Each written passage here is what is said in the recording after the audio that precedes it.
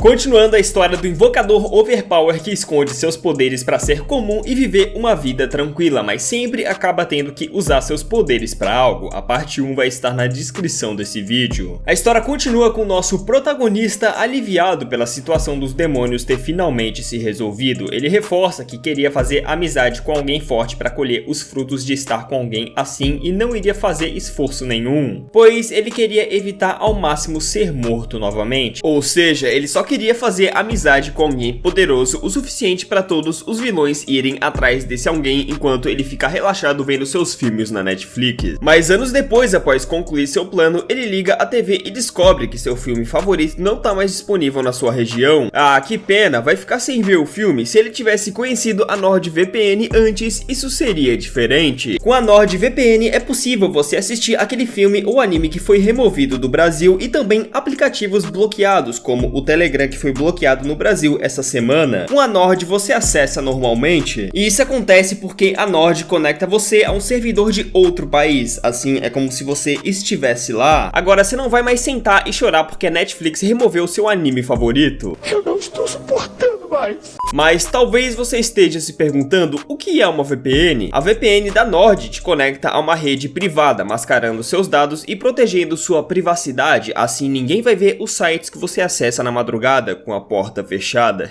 Parece difícil de entender, mas a Nord é rápida e intuitiva, e com poucos cliques tu já pode acessar seus sites favoritos sem ninguém te rastrear. Além disso, a Nord ainda acelera a velocidade da sua internet e você tem acesso à sua conta em 6 dispositivos diferentes na mesma conta. Clica no link do comentário fixado e acesse nordvpn.com/masteranimes para ter acesso ao meu cupom e obter o plano de 2 anos mais 4 meses extra. E não há riscos com a garantia de reembolso de 30 dias da NordVPN. Ele escolhe a Amiu como alvo da sua amizade, mas ela diz pra ele nunca mais falar com ela. Toma, otário. Ele e a Ifa estavam indo pra aula até ele olhar pra cima e ver um caldeirão com líquido verde cair em direção a ele, mas ele escapa estilo Minato jogando seu chique de papel pra longe e trocando de lugar com ele. Quem fez isso foi um professor da academia e diz que isso foi um acidente, pois ele não era muito bom com magia de sombra. E levitar coisas se encaixa como magia de sombra nesse anime. A professora fala que eles estariam de folga para comemorar o aniversário da escola na próxima semana, e para ajudar na cerimônia que teria, ela pediria a Amiu e a Ifa, que tiveram as melhores notas da escola. O Seika se levanta e pergunta o que aconteceria se uma delas desistisse, e a professora fala que mandaria o aluno com a terceira maior nota no lugar, e era ele. Ele então pede para Ifa desistir para ir no lugar dela. Na saída da escola, os dois têm uma conversa sobre isso, onde o Seika pede desculpas por fazê-la dar a tarefa para ele, mas ela diz que sabe que ele tem um motivo. Ela pergunta se a Amiu era o tipo de mulher dele, enquanto fica corando, mas o Seika diz que só queria ela como amiga mesmo, e explica que queria a amizade dela porque ela é forte. A Ifa tenta se provar para ele, dizendo que também é forte e já conseguia ter vários seres espirituais vindo até ela e fazer o que ela queria, porém o Seika pergunta a ela se ela conseguia imaginar como é ser alvo das pessoas pedindo ajuda o tempo inteiro para resolver os problemas. A cena corta pro dia da cerimônia. Ele e a Amiu são mandados pra floresta carregando uma lista com coisas da cerimônia. Eles deveriam entregar em um certo lugar, mas enquanto andavam, a Amiu sente uma dor de cabeça estranha, e ao olhar pro lado, o Seika vê um círculo mágico em cima de uma árvore cortada. Após se aproximar do círculo, os dois são mandados para um lugar estranho e apertado e são atacados de surpresa por vários monstros. Após derrotá-los, a Amiu fala que eles só podem ter ido parar em uma dungeon e deveriam descobrir a saída por conta própria, já que a taxa de sobrevivência nas dungeons é pequena, então nem um aventureiro especialista em exploração aceitaria um trabalho de procurá-los. Enquanto andavam sem saber para onde iam, o Seika ia colocando seus bonecos de papel, chamados Sheika,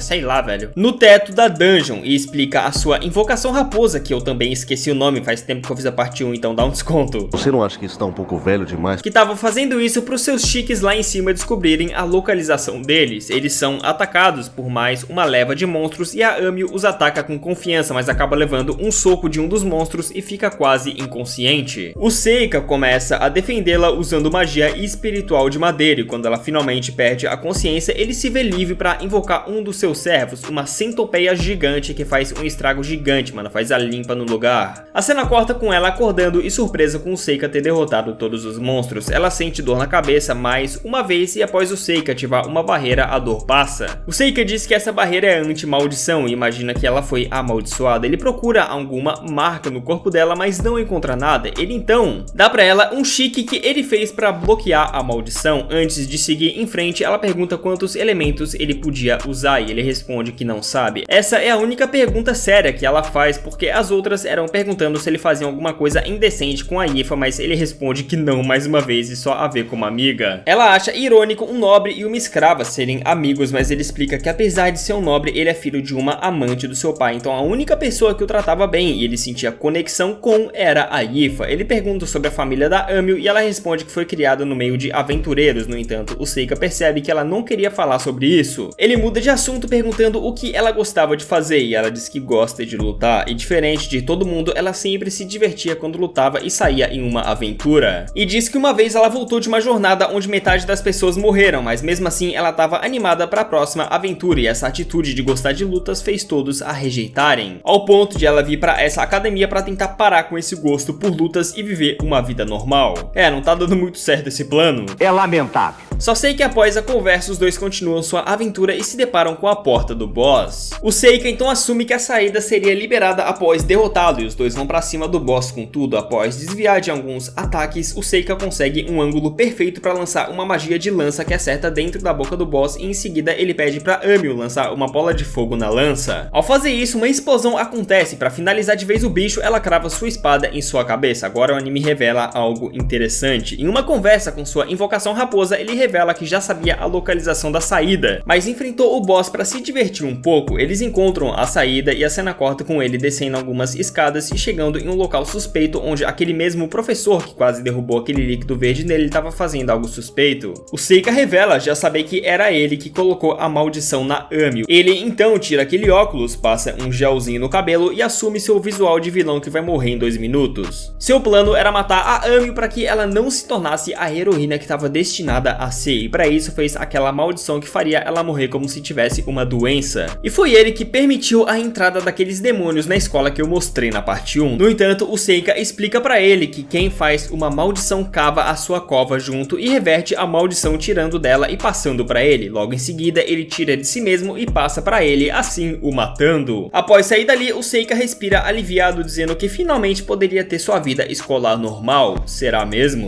A cena corta para um certo tempo depois com o Seika, a Amil e a Yifa na festa de final de ano da escola, comemorando que a partir de agora estariam no 2º ano. O Seika fala que desde o último incidente nada demais aconteceu na escola e que seus diversos chiques espalhados pela escola não detectaram nenhum perigo e chama isso de decepcionante. O Seika gosta de treta. Alguns homens só querem ver o circo pegar fogo. O vice-diretor chega ali avisando ao Seika que ele e a Yifa deveriam se apresentar na sala do diretor do dia seguinte e vai embora. O Seika diz que tem um mau pressentimento com isso e de fundo o anime mostra uma garota o observando. No dia seguinte eles vão até a sala do diretor e ao entrar ela se diz surpresa pois pensava que ele era um garoto convencido, mas não. Parecia alguém que já havia visto de tudo. Pelo jeito ousado de falar, ela fala que ele ficou confiante com tudo que experienciou e pede pra ele participar de um torneio de artes marciais mistas. Mas não só ele iria para esse torneio, como uma garota chamada Mabel também, e ela é aquela garota que ficou observando antes. A cena corta com a Amil brava pela diretora não ter a convidado para participar do torneio. O Seika explica que pensou a mesma coisa e conversou com a diretora sobre isso, mas ela apenas falou para ele confiar nos mais velhos. Falando do torneio, a Amil fala que a escola quer participar porque agora as regras mudaram e magia é permitida, e a diretora quer melhorar a imagem da escola. No entanto, ela não entende por que a diretora escolheu a Yifa também, já que ela achava que a Yifa não teria coragem de usar sua magia em outra pessoa. Ela começa a falar da Mabel também, dizendo que provavelmente ela é fraca e só tá indo pro torneio por causa dos nobres, pra conseguir uma vaga importante no governo ou algo assim, mas ela aparece de repente atrás deles dizendo que quem era fraca era ela, e ela não foi escolhida pro torneio porque era fraca e nada mais. A Amil então pega 2 espadas e entrega uma pra ela e as duas começam um duelo. No entanto, a Amil acaba sendo derrotada facilmente. Ao se levantar, ela diz que se decidiu pra quê?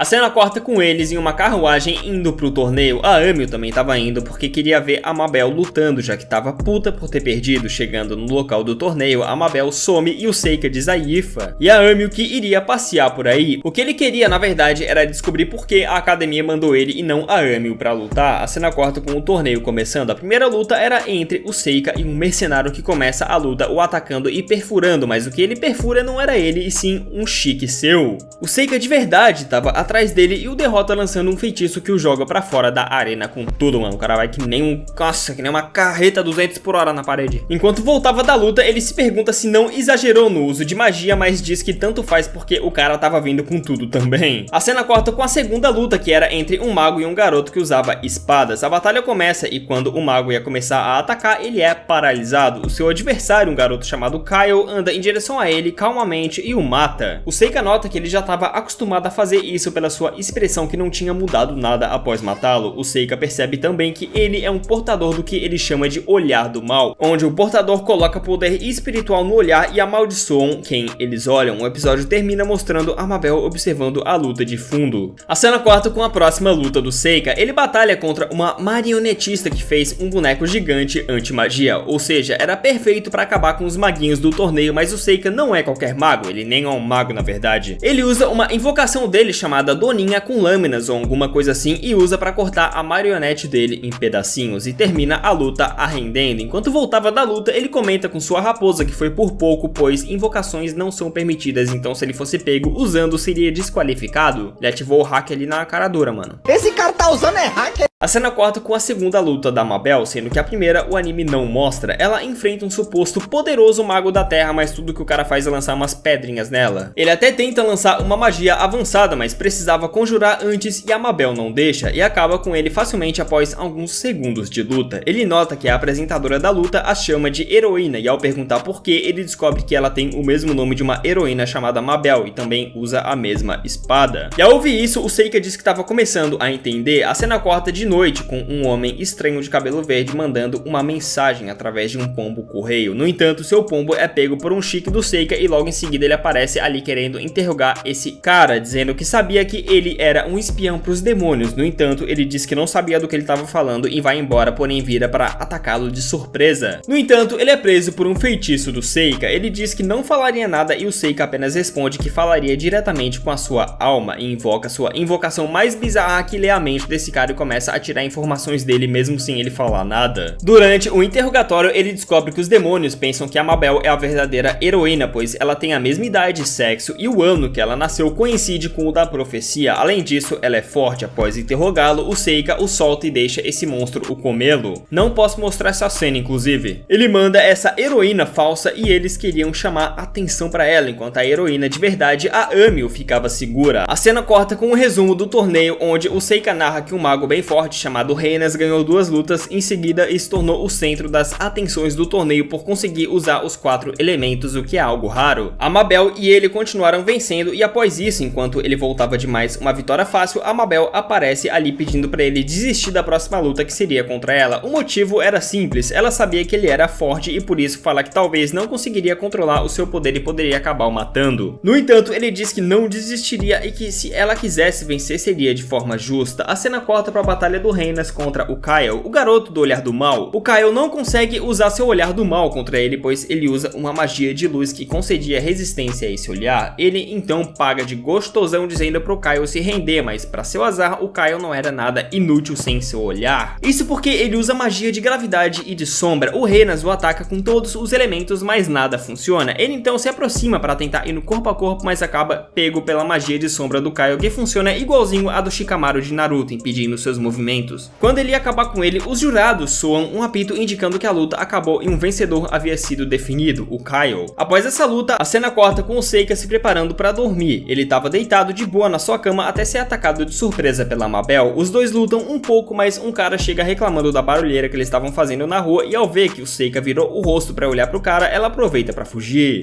Após isso, o Seika diz para sua raposa que já que ela veio atrás dele, ele lutaria a sério. E essa foi a parte 2 do resumo de Saikyo ou Myoji. Se você quiser saber quem vai ser o grande vencedor do torneio, então não esquece de comentar e compartilhar para mais pessoas. A parte 3 só depende de você.